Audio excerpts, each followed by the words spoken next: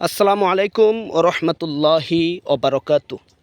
সম্মানিত দর্শক, তিনটি দোয়া কখনোই সেজদায় পড়তে ভুলবেন না। এই তিনটি বিশেষ দোয়া। এক নাম্বার হলো ভালো মৃত্যু লাভের জন্য। আমরা সমাজে দেখি অনেকে মৃত্যুবরণ করে, তবে সেই মৃত্যুটা হয় একান্তই কষ্টদায়ক।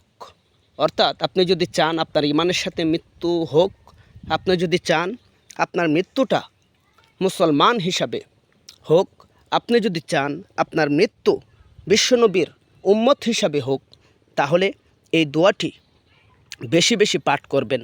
সেজদায় যেও এই দোয়াটি পাঠ করবেন। দোয়াটি হলো আল্লাহুম্মা ইন্নি আসআলুকা হুসনুল খাতিমা। হে আল্লাহ, আমি আপনার কাছে উত্তম মৃত্যু চাই। 2 নাম্বার, মৃত্যুর আগে তওবা নসিব হওয়ার দোয়া। মৃত্যুর আগে যে ব্যক্তি তওবা করতে পারবে, আল্লাহ তাআলা তার মৃত্যুটা সহজভাবে দান করবেন।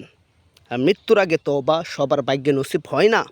এই জন্য বেশি বেশি এই দোয়া যদি পাঠ করতে পারেন, মৃত্যুর আগে তওবা করবেন, তওবা করতে পারবেন। আল্লাহ তাআলা আপনাকে বেগুনা মাসুম বানাইয়া শিশু বাচ্চার মতো দুনিয়া থেকে উঠায় নিয়ে যাবে। আর কবরে যাওয়ার সাথে সাথে সল জব ব্যতীত বিনা হিসাবে আল্লাহ তাআলা আপনাকে জান্নাত দান করে দেবেন। দোয়াটি হলো আল্লাহুম্মা রযুকনা তাওবাতান নাসুহা ক্বাবলাল মাউত। হে আল্লাহ, আপনি আমাকে রিজিক হিসাবে দিন মৃত্যুর আগে, খাঁটি দিলে তওবা। 3 নাম্বার, দিনের উপর অটল থাকার দোয়া।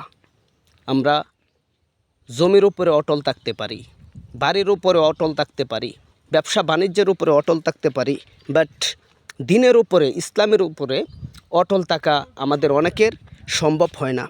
এই জন্য দিনের উপরে অটল থাকার জন্য বেশি বেশি এই দোয়া পাঠ করা।